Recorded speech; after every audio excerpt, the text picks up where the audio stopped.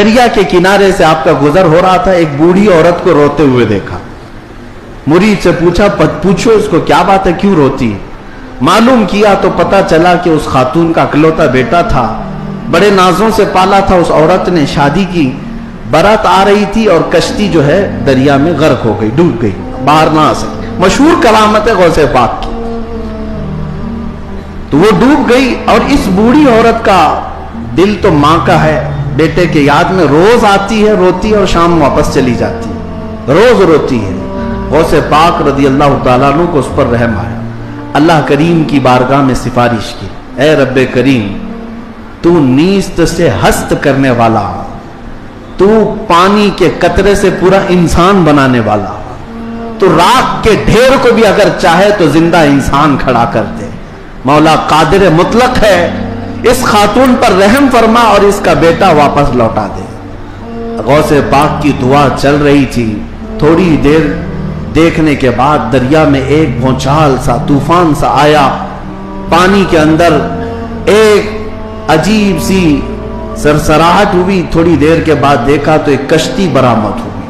غوث پاک نے صرف اس خاتون کے بیٹے کی زندگی مانگی تھی، مگر صدقے میں اللہ نے پوری برات کی زندگی لوٹا دی. پوری برات واپس آ گئی اور وہ خوشی خوشی غوث پاک رضی اللہ تعالیٰ عنہ کا شکر کرتے ہوئے گھر گئے. 12 سال کے بعد مچھلیاں کھا گئی ہوں گی، کشتی کے پرزے ختم ہو گئے ہوں گے، لیکن رب ذوالجلال قادر مطلق ہے. ہم ان لوگوں کو یہی تو کہتے ہیں جو جلا کر کے سمجھتے ہیں کہ اب کوئی نہیں اٹھا سکتا ان کو، راکھ پانی میں بہا کر کے سمجھتے ہیں کہ اب ان کا حساب کتاب نہیں ہو سکتا.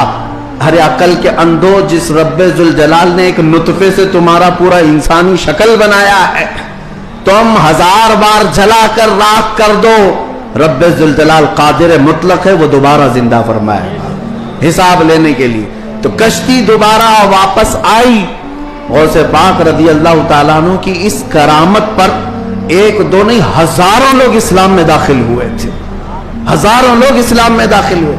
اب جو صاحب ہیں انہوں نے کہا کہ ایسا کیسے ہو سکتا ہے، ایسا کیسے ہو سکتا ہے. ہر جگہ اگر تم عقل کے گھوڑے دوڑاؤ گے تو یہی سوال کرو گے ایسا کیسے ہو سکتا ہے. اگر تمہاری عقل میں بات نہیں آتی تو سمجھ لو اسی کو کرامت کہتے ہیں، اسی کو کرامت کہتے ہیں. تم اور ہم بھی کر سکتے تھے تو پھر غوث کی کرامت کا مطلب ہی کیا ہے؟ تم بھی غوث ہوتے، ہم بھی غوث ہوتے. کرامت ہے جو عقل میں نہیں آئے گی.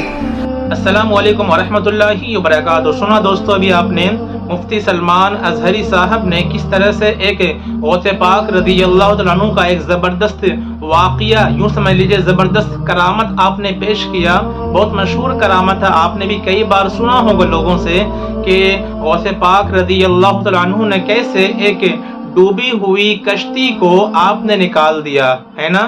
اس بارات کو آپ نے نکال دیا. ابھی نئی نئی شادی ہوئی تھی اور 12 سال سے وہ کشتی ڈوبی ہوئی تھی، اور اس کی جو ماں تھی، دولہے کی جو ماں تھی، ہمیشہ پریشان رہا کرتی تھی، لیکن اسے یہ امید تھی کہ میرا بیٹا آئے گا، میرا بیٹا آئے گا.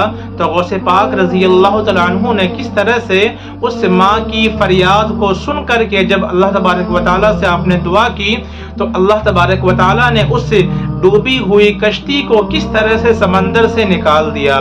وہ کہتے ہیں نا کہ ڈوبی ہوئی کشتی بھی پل بھر میں نکالی ہے، ڈوبی ہوئی کشتی بھی پل بھر میں نکال دیا غوث پاک رضی اللہ تعالیٰ عنہ نے. اور وہ بھی کیوں نہ، اس لیے کہ وہ ایک شعر ہے نا کہ جس کی منبر ہوئی گردن اولیاء، اس قدم کی کرامت پہ لاکھوں سلام. آپ تو تمام ولیوں کے سردار ہیں، تمام اولیاء کے آپ سردار بنائے گئے ہیں، تو آپ کے اندر یہ طاقت تو آ ہی سکتی ہے نا. اللہ پاک کی بارگاہ میں دعا ہے کہ ہم تمام لوگوں کو غوث پاک کے فیض و برکات سے خوب مالا مال فرمائے.